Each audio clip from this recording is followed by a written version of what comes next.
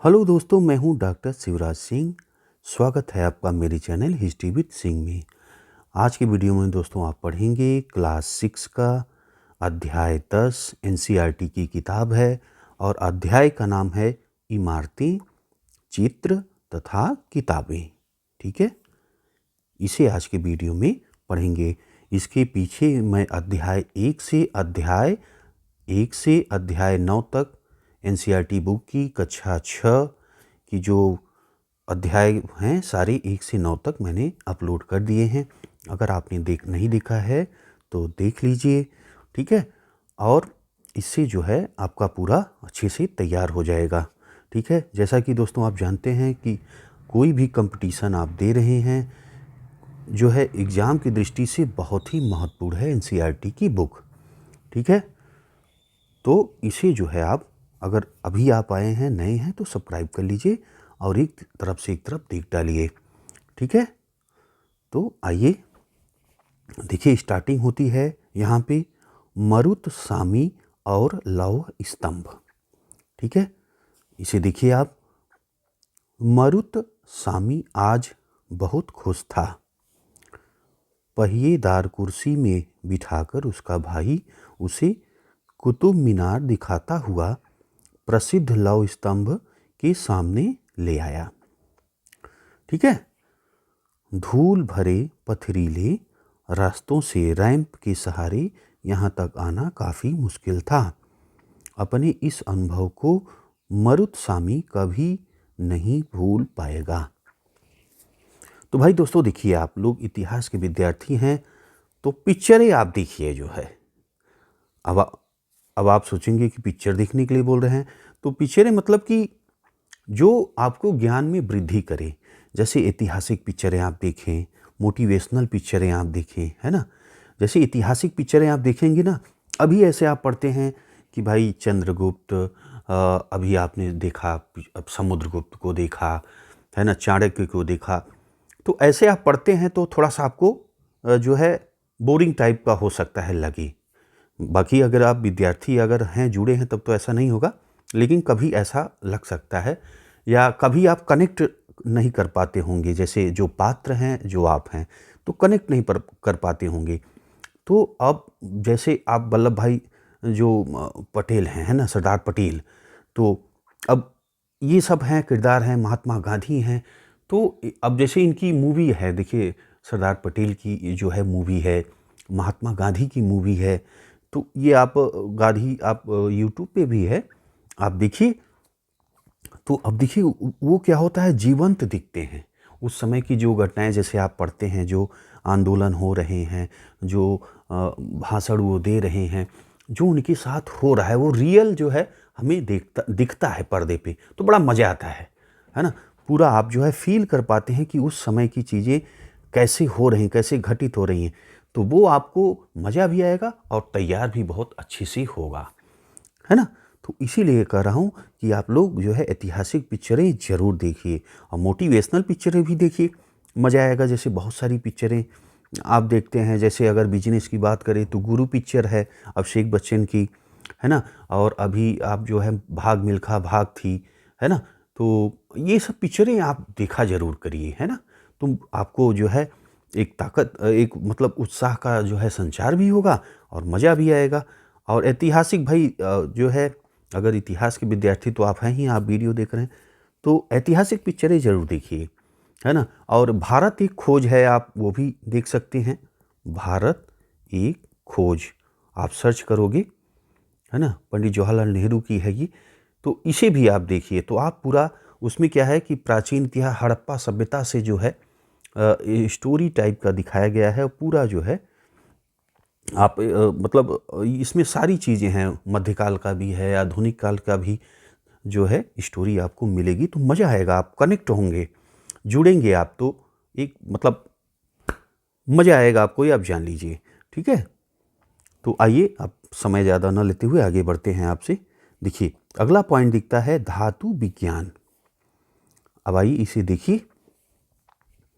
देखिए, प्राचीन भारतीय धातु वैज्ञानिकों ने विश्व धातु विज्ञान के क्षेत्र में प्रमुख योगदान दिया है। पुरातात्विक खुदाई ने यह दर्शाया है कि हड़प्पावासी कुशल शिल्पी थे। तांबे के धातु कर्म, धातु शोधन की जानकारी थी। उन्होंने तांबे और टीन को मिलाकर कांसा भी बनाया था। जहां हड़प्पावासी कांस्य युग से जुड़े थे, वहीं उनके उत्तराधिकारी लौह युग से संबंध थे। भारत अत्यंत विकसित किस्म के लोहे का निर्माण करता था। खोटा लोहा, पिटवा लोहा, ढलवा लोहा, है ना। तो आपने देखा जैसे हड़प्पा सभ्यता, मैंने वीडियो बनाया हुआ है पूरा सिंधु सभ्यता पे, हड़प्पा सभ्यता पे। अगर आपने वीडियो नहीं देखा है तो देख लीजिएगा। तो हड़प्पा सभ्यता में क्या है, लोहे का जो साक्ष्य बहुत कम मिले, मतलब न के बराबर मिले हैं। तो ऐसा जो है इसीलिए देखिए कांस्य युग कहा जाता है ना। उसमें जो है कांस्य का प्रयोग हमें दिखाई देता है ज़्यादा। ठीक, तो ये है, आपने इसे देख लिया। अब आ जाइए आगे, लौह स्तंभ। देखिए ये लौह स्तंभ का आपका चित्र भी बना हुआ है। ये देखिए लौह स्तंभ यहाँ पे दिख रहा होगा आपको। ठीक है, तो महरौली दिल्ली में है, में कुतुब मीनार के परिसर में खड़ा यह लौह स्तंभ भारतीय शिल्पकारों की कुशलता का अद्भुत उदाहरण है। ठीक है, इसकी ऊंचाई 7.2 मीटर और वजन 3 टन से भी ज़्यादा है। इसका निर्माण लगभग 1500 साल पहले हुआ। ठीक है, यानी 500 ईस्वी में इसका जो है क्या हुआ, निर्माण हुआ। इसके बनने के समय की जानकारी हमें इस पर खुदे अभिलेख से मिलती है। इसमें चंद्र नाम के एक शासक का जिक्र है जो संभवतः गुप्त वंश के थे। गुप्त वंश को भी दोस्तों मैं पढ़ा चुका हूँ पूरा, आपने अगर नहीं वीडियो देखा है तो देख लीजिए। आश्चर्य की बात यह है कि इतनी शताब्दियों के बाद भी इसमें जंग नहीं लगा है। सोचिए कितना जो है किस तरह बनाया है कि अभी तक लोहा है और भी जंग नहीं लगा है, और कितने समय बीत गए। अब गुप्त वंश आप सोचिए कितना है पुराना, है ना। आगे अगला पॉइंट देखिए, ईंटों और पत्थरों की इमारतें। अब इसे आप देखिए, हमारे शिल्पकारों की कुशलता के नमूने स्तूपों जैसे कुछ इमारतों में देखने को मिलते हैं। स्तूप, अब देखिए स्तूप आप पढ़ते हैं, है ना। अब जैसे सारनाथ का स्तूप आप देखते हैं, सारनाथ का स्तूप। ठीक, सारनाथ का स्तूप कहाँ पे है, ये आपका बनारस में है, वाराणसी में, है ना। और यहाँ पे सारनाथ के स्तूप में क्या है, यहाँ पे जो गौतम बुद्ध हैं उन्होंने पहला उपदेश दिया है अपना। ठीक है, तो स्तूप शब्द आया है। अब स्तूप क्या है, आइए इसे देखिए। स्तूप का शाब्दिक अर्थ है टीला होता है। हालांकि स्तूप विभिन्न आकार के थे, कभी गोल या लंबे तो कभी बड़े या छोटे, है ना। सारनाथ का स्तूप आपने पिछले अध्याय में देखा था ना, इस तरह दिख रहा था। ठीक, ऐसे था ना सारनाथ का स्तूप। तो उसमें खिड़कियां भी बनी थी, माफ कीजिएगा खिड़कियां नहीं थी, वो डिजाइन बना हुआ था इस तरह। ठीक है, तो ये आपका स्तूप इस तरह जो है बना हुआ था।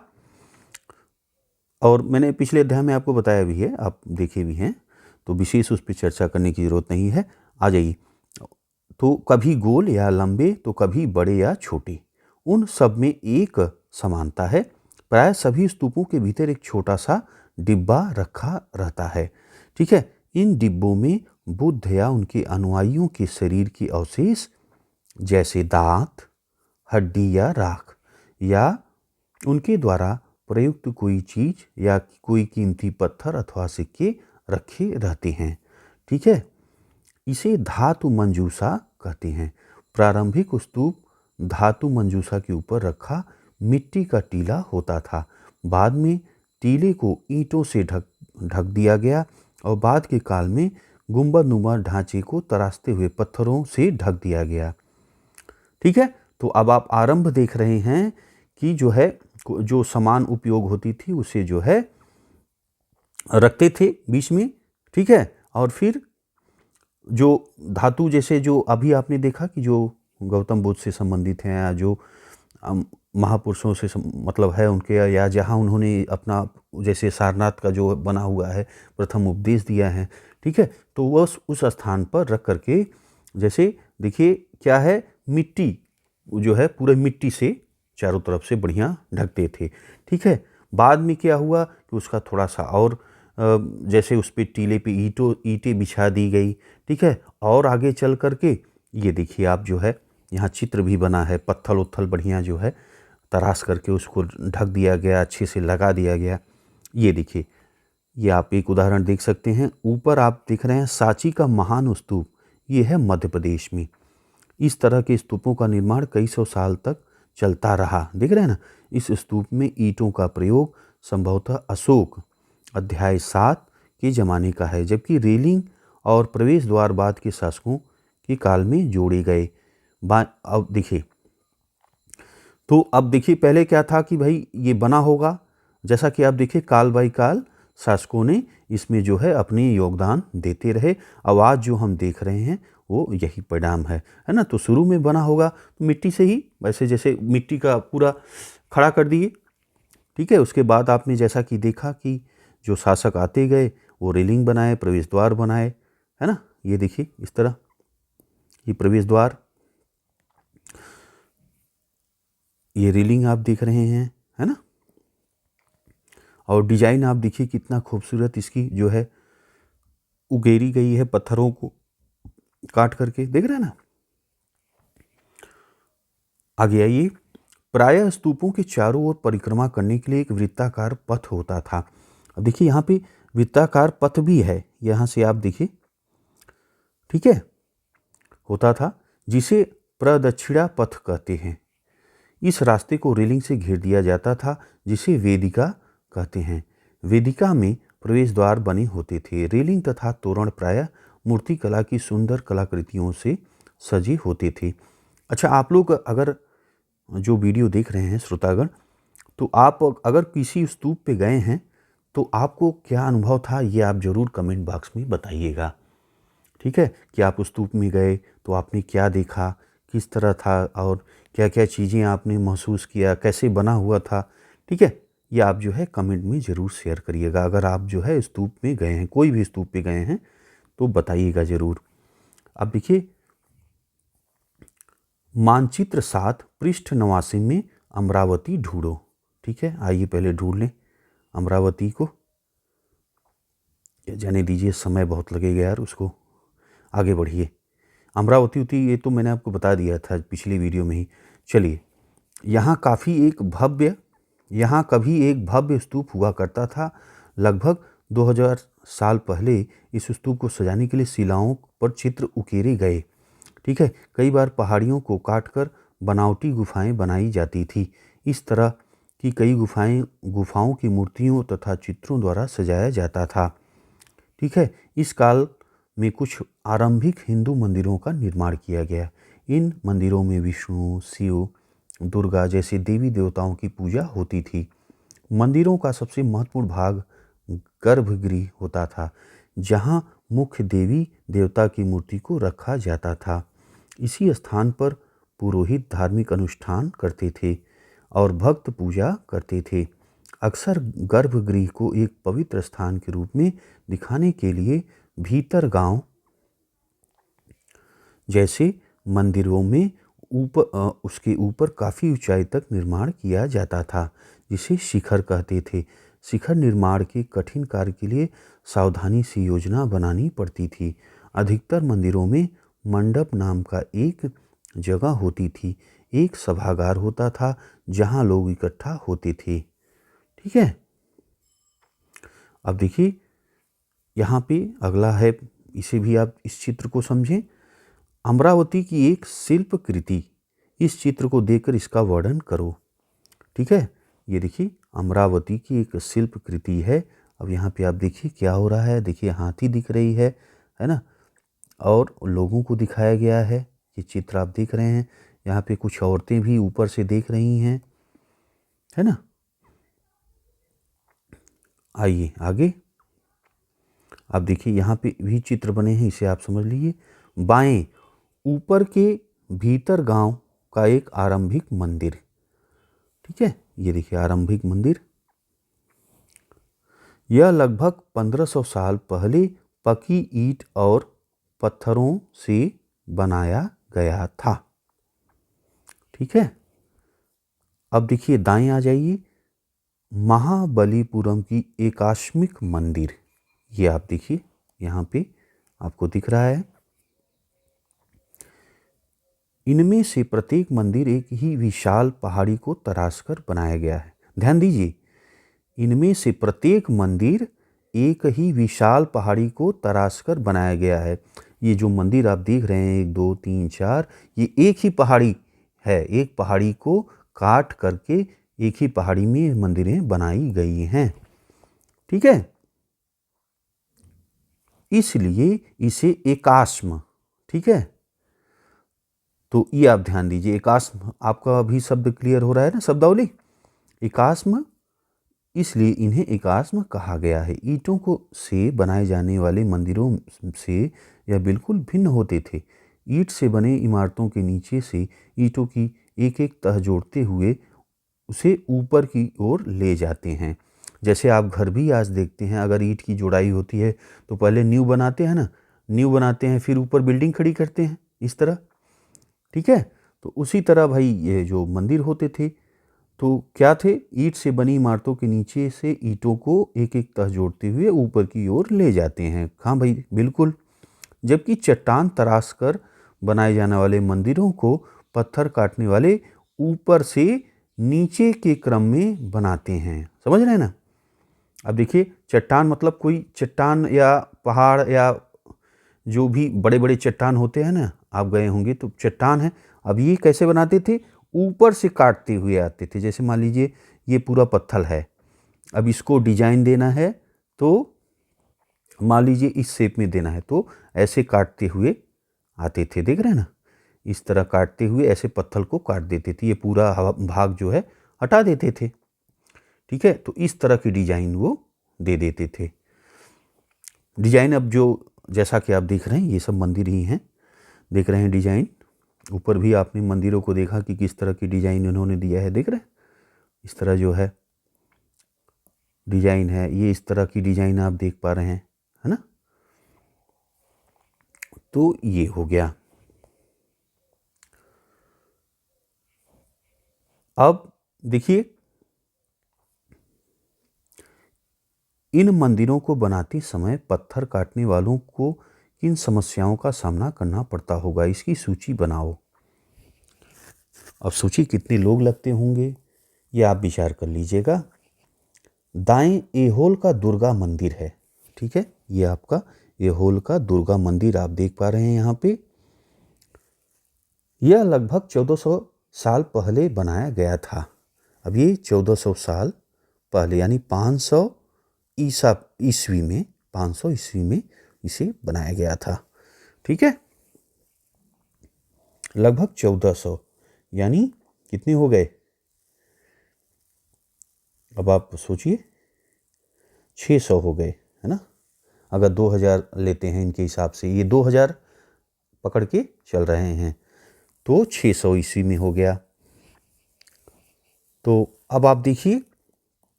ये आपने देखा, आइए आगे लेके चलें आपको। स्तूप तथा मंदिर किस तरह बनाए जाते थे, अब इसे आप समझिए। स्तूपों मंदिरों को बनाने की प्रक्रिया में कई अवस्थाएं आती थी। इसके लिए काफ़ी धन खर्च होता था, इसलिए आमतौर पर राजा या रानी ही इन्हें बनवाने का निश्चय करते थे। पहला काम अच्छे किस्म के पत्थर ढूंढकर शिलाखंडों को खोदकर निकालना होता था। फिर मंदिर या स्तूप के लिए सोच विचार कर तय किए गए स्थान पर शिलाखंडों को पहुंचाना होता था। यहाँ पत्थरों को काट छाट कर तराशने के बाद खंभों, दीवारों और चौखटों, फर्शों, छतों का आकार दिया जाता था। इन सब के तैयार हो जाने पर सही जगहों पर उन्हें लगाना काफ़ी मुश्किल का काम था। सोचिए कितना मेहनत इन लोगों को करना पड़ रहा है और कितने आदमी लगते होंगे, कितने कलाकार लगते होंगे। तो इसलिए जो है भाई कोई आम सामान्य नागरिक तो कर ही नहीं सकता, है ना। तो ये है। तो अब देखिए किस तरह बना रहे हैं। पहला काम, अच्छे किस्म को भाई पत्थर ढूंढते होंगे, शिलाखंड को खोद कर निकाला जो है जाता होगा, या और शिलाखंड और पत्थर मंगाए जाते होंगे कहीं अन्यत्र से, है ना। अब लाने में सोचिए कितनी मेहनत लगती होगी, और उस समय जब इतनी बड़ी बड़ी मशीनें नहीं थी तो कैसे उसको एक जगह से दूसरे जगह करते होंगे, है ना। आज की तरह जो है तो आधुनिक मशीनें थी नहीं। और देखिए फिर मंदिर या स्तूप के लिए सोच विचार कर तय स्थान पर शिलाखंड को पहुंचाना होता था। पत्थरों को काट छाट कर तराशने के बाद खंभों, दीवारों की चौखटों, फर्शों, छतों का आकार दिया जाता था। इन सब के तैयार हो जाने पर सही जगहों पर उन्हें लगाना काफ़ी मुश्किल भाई होता ही होगा। ठीक है। अब देखिए बाएं, भाई बाएं बाएं उड़ीसा का जैन मठ, उड़ीसा का जैन मठ एक पहाड़ी को खोदकर इस 2 मंजिली इमारत को बनाया गया है। गांव के प्रवेश द्वारों को ध्यान से देखो, कमरों के प्रवेश द्वारों को ध्यान से देखो। इनमें जैन भिक्षु रहते थे और ध्यान करते थे। ठीक है। अब देखिए ये उड़ीसा का जैन मठ है, ये आप देख पा रहे हैं। पहाड़ी को खोद कर इसे 2 मंजिली इमारत को बनाया गया है। अब देखिए आपको पहाड़ी साफ साफ दिख रही होगी, देख रहे हैं ना, ये देखिए पहाड़ी को खोद कर। अब देखिए कितना मेहनत का काम है। जब मशीनें नहीं थी, हाथ द्वारा किस तरह जो है इसे निकाला गया होगा। अब देखिए पत्थरों को काट कर ये देखिए किस तरह के यहाँ पे खंभे आप देख रहे हैं बनाया गया है, और 2 तल्ले का जो है यहाँ पे इसको बनाया गया है। ठीक है। और ये जैन मठ है, आप देख पा रहे हैं। और यहाँ पे देखिए द्वार भी दिख रहे हैं आपको, है ना। और ये देखिए नीचे राष्ट्रीय संग्रहालय नई दिल्ली से एक मूर्ति का चित्र। क्या तुम देख पा रहे हो कि किस प्रकार गुफाओं की खुदाई की गई होगी। ये देखिए कैसे किस तरह काम करते होंगे, ये यहाँ पे आपको चित्र में दिख रहा है। ये देखिए, दिख रहे हैं ना।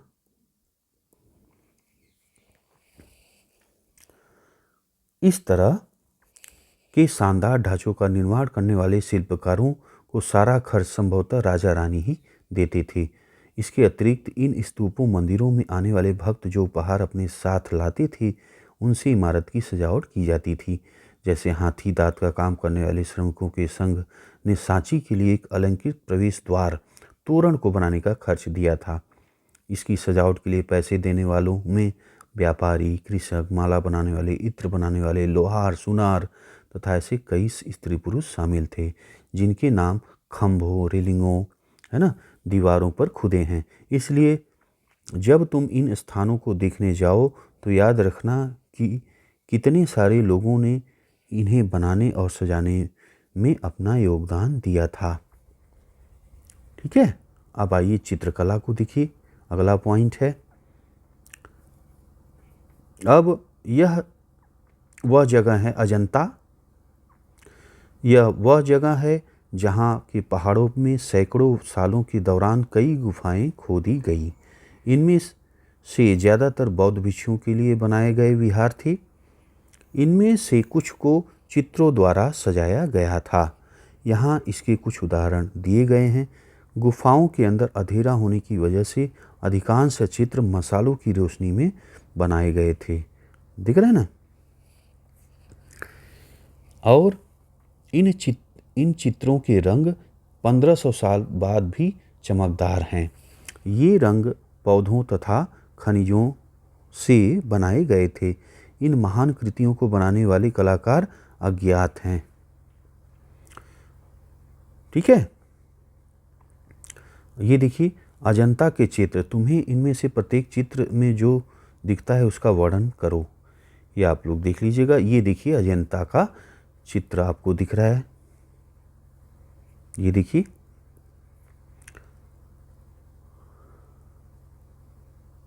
ये देखिए भाई, ये चित्र आपका है।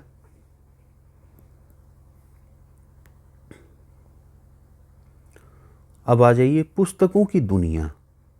अगला पॉइंट आ जाता है, इसे आप देखिए। इस युग में कई प्रसिद्ध महाकाव्यों की रचना की गई। इन उत्कृष्ट रचनाओं में स्त्री पुरुषों की वीर गाथाएं तथा देवताओं से जुड़ी कथाएं हैं। ठीक है, इस युग में कई प्रसिद्ध महाकाव्यों की रचना की गई है। इन उत्कृष्ट रचनाओं में स्त्री पुरुषों की वीर गाथाएं तथा देवताओं से जुड़ी कथाएं हैं।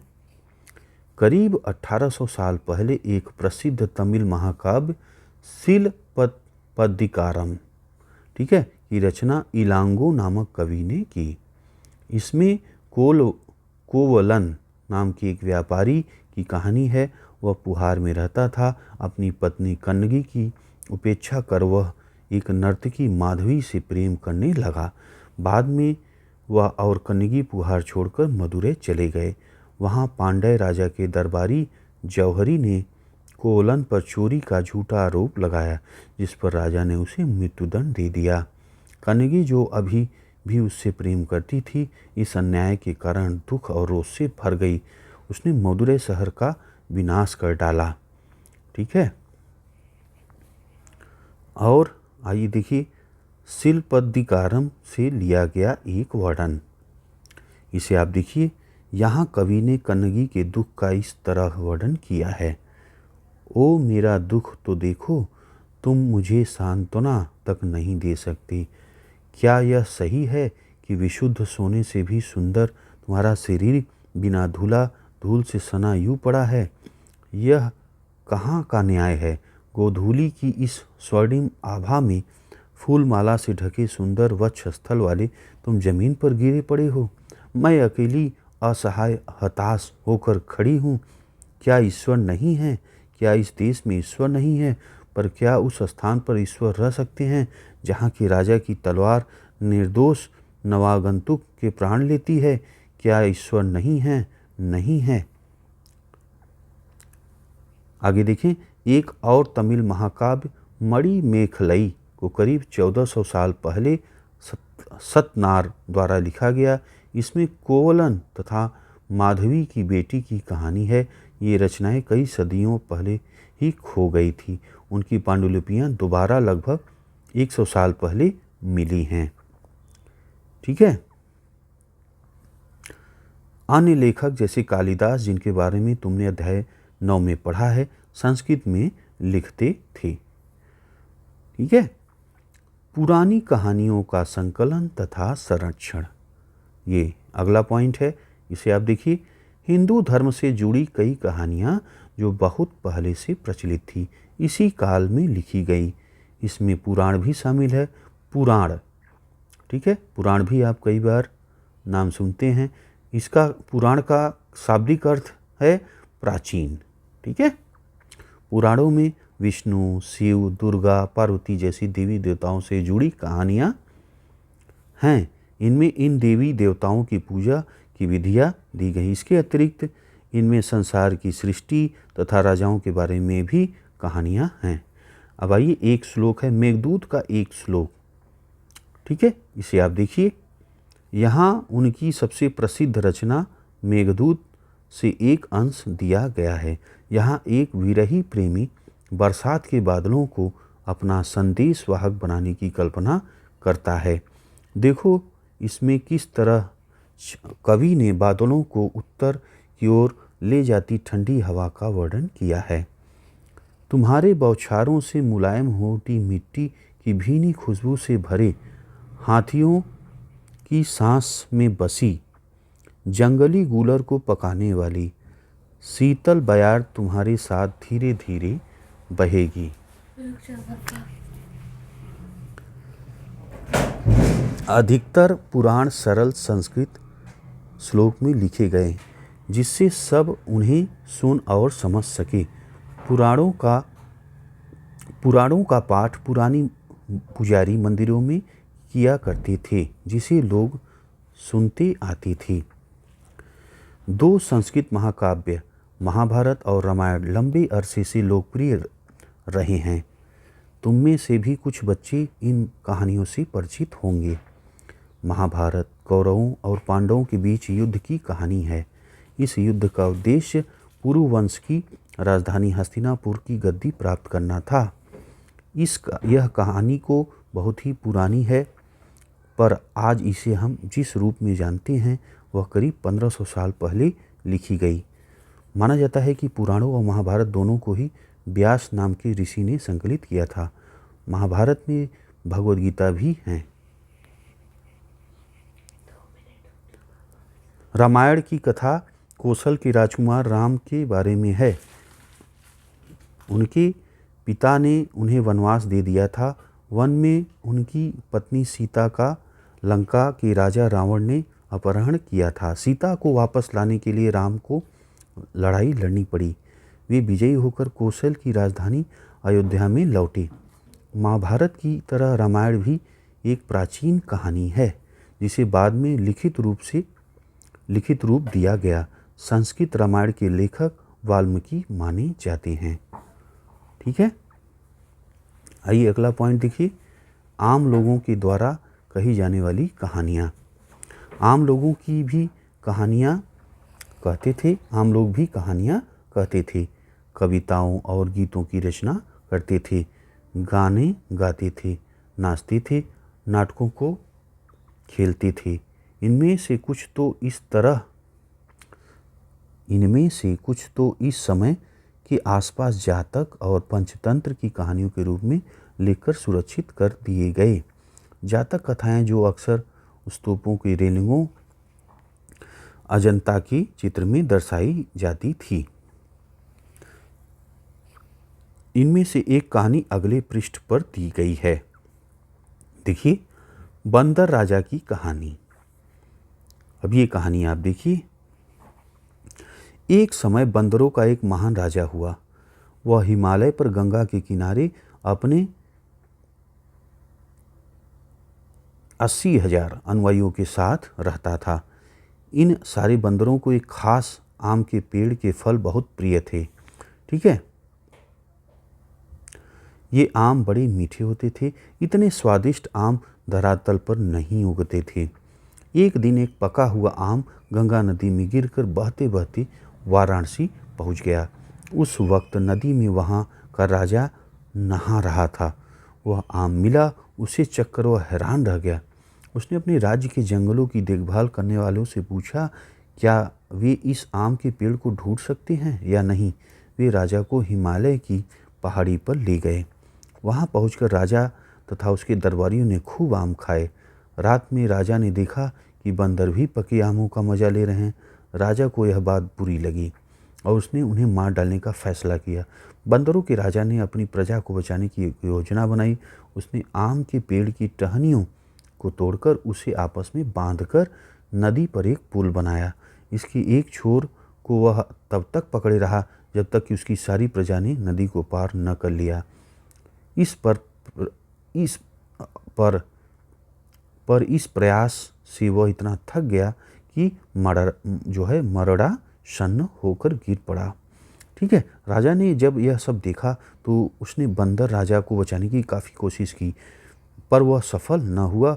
बंदर राजा की मृत्यु पर उसे शोक हुआ और राजा ने उसे पूरा सम्मान दिया। मध्य भारत में भरहुत के एक स्तूप से भी एक पत्थर पर उकेरे गए चित्र से इसे दिखाया गया है। ये देखिए, आप यहाँ पे चित्र देखिए, यहाँ पे बंदर दिखाया गया है। ठीक है, और ये देखिए बंदर जो है पेड़ पे भी आपको दिख रहे हैं, है ना। ये देखिए, और आदमी भी यहाँ पे दिखाए गए हैं। ये देखिए, संभवतः राजा को होंगे ये, है ना, और ये बंदर बैठा है। ठीक है, आगे आप आइए। विज्ञान की पुस्तक, इसे आप देखिए। इसी समय गणितज्ञ और खगोल शास्त्री आर्यभट्ट ने संस्कृत में आर्यभट्टियम नामक पुस्तक लिखी। इसमें उन्होंने लिखा कि दिन और रात पृथ्वी के अपनी धुरी पर चक्कर काटने की वजह से होते हैं, जबकि लगता है कि रोज सूर्य निकलता है और डूबता है। उन्होंने ग्रहण के बारे में भी वैज्ञानिक तर्क दिया। उन्होंने वृत्त की परिधि को मापने की विधि ढूंढ निकाली, जो लगभग उतनी ही सही है जितनी कि आज प्रयुक्त होने वाली विधि। वराह मिहिर, ब्रह्मगुप्त, भास्कराचार्य, कुछ अन्य गणितज्ञ और खगोलवेत्ता थे जिन्होंने कई खोजें की। इनके बारे में और पता आप लगाएं। अब देखिए, ये पॉइंट है शून्य। इसे आप देखिए, अंकों का प्रयोग पहले से होता रहा था, पर अब भारत के गणितज्ञों ने शून्य के लिए एक नए चिन्ह का आविष्कार किया। गिनती की यह पद्धति अरबों द्वारा अपनाई गई और तब यूरोप में भी फैल गया। आज भी यह पूरी दुनिया में प्रयोग किया जाता है। ठीक है, शून्य की स्टोरी भी आप समझ गए। अंकों का प्रयोग पहले से होता रहा, पर अब भारत के गणितज्ञों ने शून्य के लिए एक नए चिन्ह का आविष्कार किया। ठीक, अब आइए आयुर्वेद को देखिए आप। आयुर्वेद चिकित्सा विज्ञान की एक विख्यात पद्धति है जो प्राचीन भारत में विकसित हुई। प्राचीन भारत में आयुर्वेद के दो प्रसिद्ध चिकित्सक थे, चरक प्रथम द्वितीय शताब्दी ईस्वी में और सुश्रुत चौथी शताब्दी ईस्वी में। चरक द्वारा रचित चरक संहिता औषधि शास्त्र की एक उल्लेखनीय पुस्तक है। अपनी रचना सुश्रुत संहिता में सुश्रुत ने शल्य चिकित्सा की विधियों का विस्तृत वर्णन किया है। ठीक, तो ये अध्याय दोस्तों कंप्लीट हो गया। और एक कुछ महत्वपूर्ण तिथियां हैं, इसे आप देख लीजिए। स्तूप निर्माण की शुरुआत 2300 साल पहले, अमरावती 2000 साल पहले, कालिदास 1600 साल पहले, लौह स्तंभ भितरा गांव की मंदिर, अजंता की चित्रकारी आर्यभट्ट 1500 साल पहले। ठीक है, दुर्गा मंदिर 1400 साल पहले। ठीक, तो भाई ये आपका कंप्लीट हो गया ये भी अध्याय। ठीक, अध्याय 10। तो अध्याय 10 कंप्लीट हो गया, इमारतें, चित्र और किताबें। ठीक, इसके साथ साथ कक्षा 6 की जो है पूरा बुक भी कंप्लीट हो गया। ठीक, तो अब अगले वीडियो में आप कक्षा 7 से कक्षा 7 की पुस्तकें पढ़ेंगे। ठीक है, तो दोस्तों ये वीडियो आपको कैसा लगा कमेंट में ज़रूर बताइएगा। अच्छा लगा है तो लाइक करिएगा, शेयर करिएगा। अगले वीडियो में हम पढ़ेंगे कक्षा 7 की इतिहास की किताब। ठीक है, तो मिलते हैं आपसे अगले वीडियो में। वीडियो आपने भाई देखा इसके लिए बहुत बहुत धन्यवाद आपका।